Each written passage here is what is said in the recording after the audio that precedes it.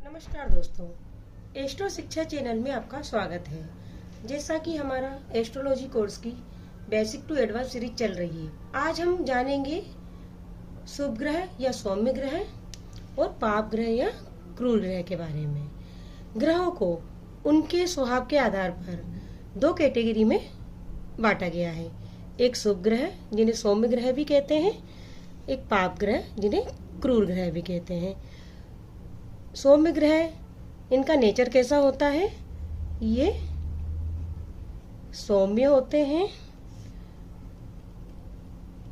धार्मिक होते हैं और कल्याणकारी होते हैं। कुंडली के जिस भाव में शुभ ग्रह बैठे होते हैं, उन भावों का फल हमें आसानी से मिल जाता है। उसके लिए हमें कम मेहनत करनी पड़ती है और जल्दी मिल जाता है, कम समय में मिल जाता है। आइए देखते हैं कि शुभ ग्रह कौन कौन से होते हैं। नंबर 1, बृहस्पति। बृहस्पति जो कि ज्ञान, विद्या और धर्म के कारक होते हैं। देवताओं के गुरु हैं, सात्विक हैं और बहुत ही सौम्य ग्रह है। दूसरा है शुक्र। शुक्र ग्रह जो धन, भौतिक सुख, ऐश्वर्य, स्त्री, पत्नी आदि के कारक हैं। ये भी गुरु है। तीसरा है चंद्र ग्रह।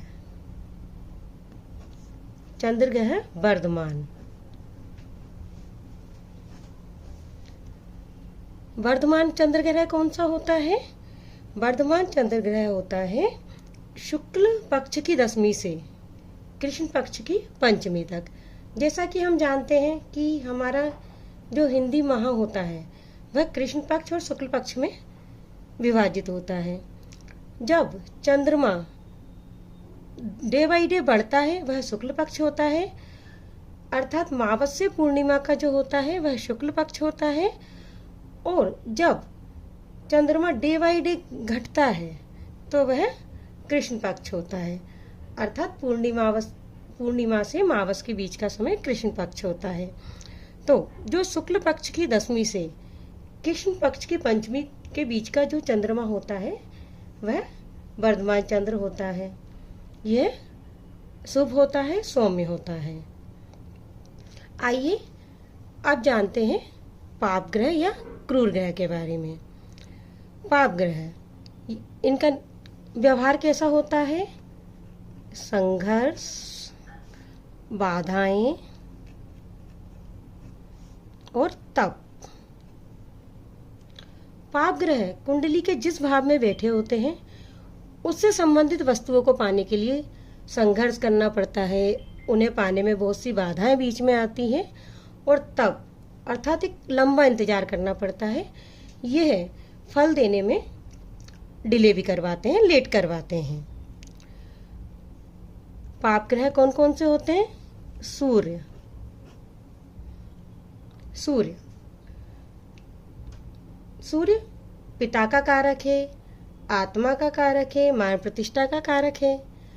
पिता, जैसे पिता केयरिंग तो बहुत होते हैं लेकिन बहुत स्ट्रिक्ट होते हैं। जब घर एक बच्चे के मन में पिता का एक अलग ही खौफ होता है। अगर बच्चा गलती करता है तो पिता उसे सजा देने में कतराते नहीं हैं। दूसरा है शनि। शनि कर्म का कारक है, धैर्य का कारक है और न्याय का कारक है। शनि न्याय का देवता है, वो कर्मों के हिसाब से फल देते हैं। यह एक कठोर ग्रह है। तीसरा मंगल। मंगल से हम साहस देखते हैं, पराक्रम देखते हैं और मंगल कहीं ना कहीं सेनापति का कारक है। सेना में जो भी लोग पाए जाते हैं वह मोस्टली मंगल प्रभावी होते हैं। यह भी एक पाप ग्रह या क्रूर ग्रह है। चंद्र क्षीण। क्षीण अर्थात घटता हुआ। कृष्ण पक्ष की षष्ठी से शुक्ल पक्ष की दशमी तक का जो चंद्र होता है वह क्षीण चंद्र होता है। यह एक पाप ग्रह या क्रूर ग्रह है।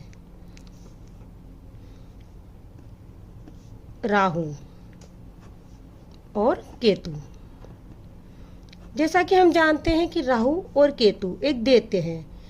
राहु केतु एक ही दैत्य के शरीर के दो अंग हैं। राहु धड़ के ऊपर का हिस्सा है और केतु नीचे का हिस्सा। ये दोनों क्रूर ग्रह हैं। राहु भ्रम, अचानक होने वाले जीवन में परिवर्तन, इनका कारक है।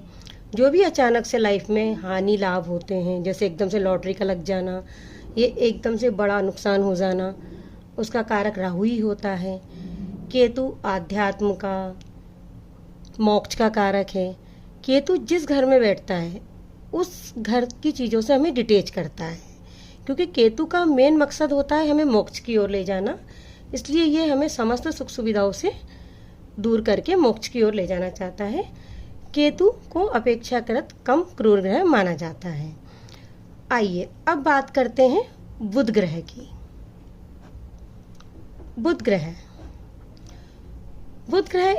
जो कि बुद्धि का, तर्क का, व्यापार का, संगीत, मनोरंजन का कारक है। इसके लिए कहा जा सकता है जैसी संगत वैसी रंगत। जब यह शुभ ग्रहों के साथ बैठता है तो शुभ ग्रह का फल देता है, और जब यह पाप ग्रह के साथ बैठता है तो ये पाप ग्रहों जैसा स्वभाव रखता है। जरूरी नहीं कि पाप ग्रह हमेशा बुरा ही फल दें। ये कितना बुरा फल देते हैं या अच्छा फल देते हैं, यह कुंडली में इनकी स्थिति पर भी निर्भर करता है। जैसे शनि ग्रह अगर कुंडली के चौथे भाव में है तो यह अच्छा फल नहीं देंगे, जबकि अगर ये कुंडली के 10वें भाव में है तो ये अच्छा फल देंगे। सूर्य क्रूर ग्रह है लेकिन मान प्रतिष्ठा भी देता है। शनि कर्मों का फल भी यही से मिलता है। मंगल क्रूर ग्रह है लेकिन साहस और पराक्रम भी यही देता है। राहु भ्रम का ग्रह है लेकिन लाइफ में प्लानिंग भी यही देता है, और अपनी आत्म साक्षात्कार केतु ही करवाता है। शुभ ग्रह और पाप ग्रह ये दोनों ही हमें जीवन में आगे बढ़ने में मदद करते हैं।